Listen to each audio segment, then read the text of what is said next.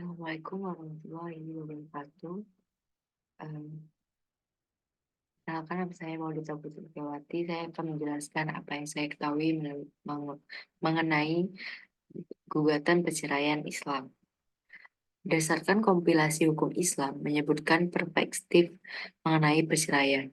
Menurut KHI, putusnya perkawinan yang disebabkan oleh perceraian dapat terjadi karena talak atau berdasarkan gugatan perceraian dalam pasal 114.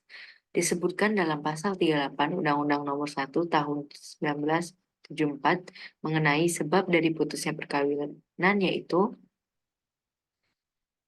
yaitu karena kematian, perceraian, dan atas putusan pengadilan. KHI juga menekankan pada pasal 115 bahwa perceraian hanya dapat dilakukan di depan sidang pengadilan agama setelah pengadilan agama tersebut berusaha dan tidak berhasil mendamaikan kedua belah pihak. Cerai yang diharamkan ialah cerai yang menimbulkan mudarat pada salah satu dari suami maupun istri, di mana perceraian tidak menghasilkan manfaat yang lebih baik daripada mudaratnya, atau manfaat sama dengan mudaratnya.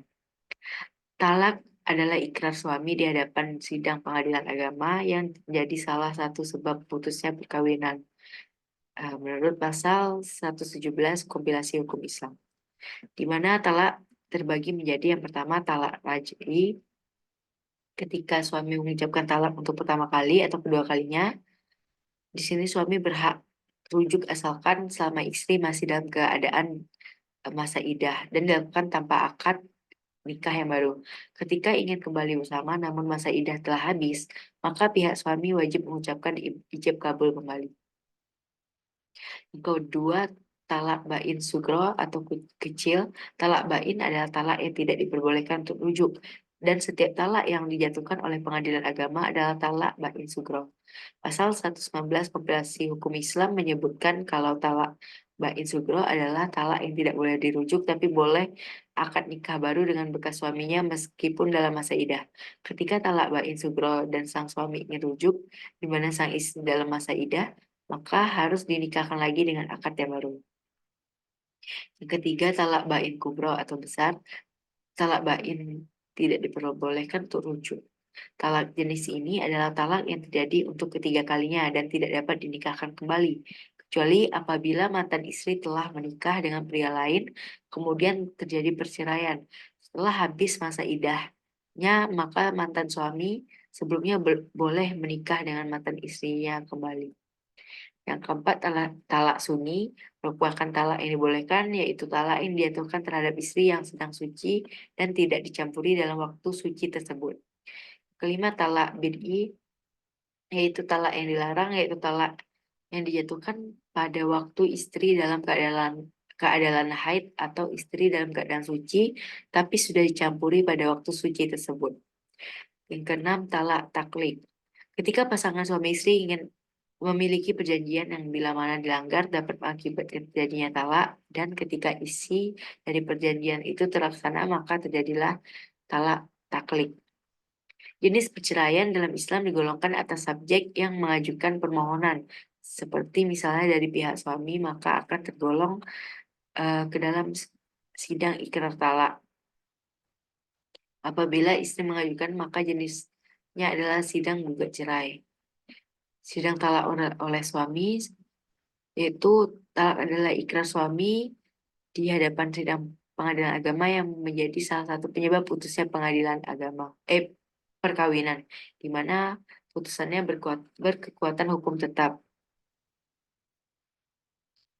Kemudian kalau gugat cerai istri berdasarkan PP nomor 9 tahun 1975 disebutkan cerai gugat adalah satu gugatan perceraian yang diajukan oleh pihak istri atau kuasanya kepada pengadilan yang telah hukumnya meliputi tempat kediaman tergugat. Selain gugat cerai seperti yang dijelaskan, apabila dilihat dari sudut pandang istri sebagai pemohon, terdapat pula istilah hulu.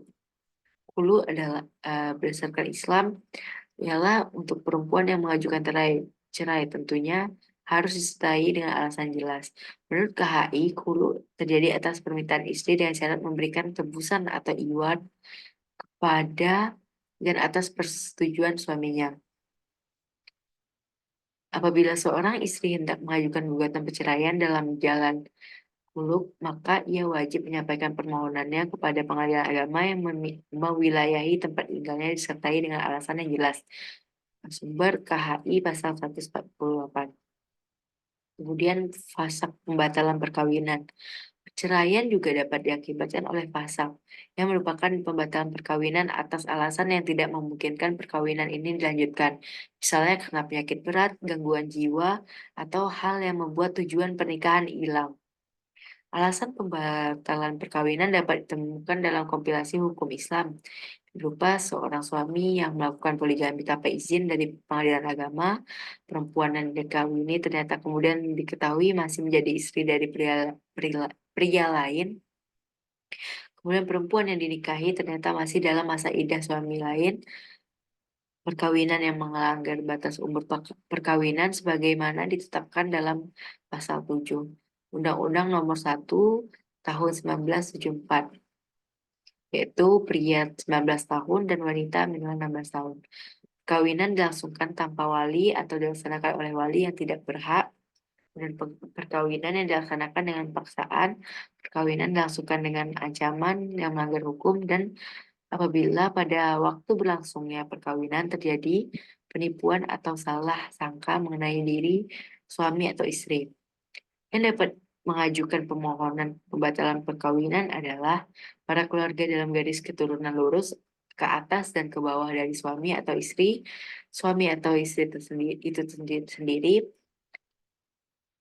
kemudian pejabat yang berwenang mengawasi pelaksanaan perkawinan menurut undang-undang, dan para pihak yang berkepentingan yang mengetahui adanya cacat dalam rukun dan syarat perkawinan menurut hukum Islam dan peraturan perundang-undangan.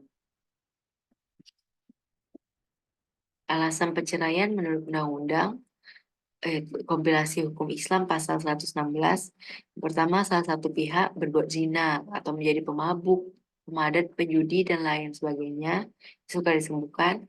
Kedua, salah satu pihak meninggalkan pihak lain selama 2 tahun berturut-turut tanpa izin pihak lain dan tanpa alasan yang sah atau di luar kemampuannya. Yang ketiga, salah satu pihak mendapat hukuman penjara 5 tahun atau hukuman lebih berat setelah perkawinan. Empat, salah satu pihak menggunakan kekejaman atau penganiayaan berat. Yang kelima, salah satu pihak mendapat cacat atau penyakit dengan akibat tidak menjalankan kewajibannya sebagai suami atau istri.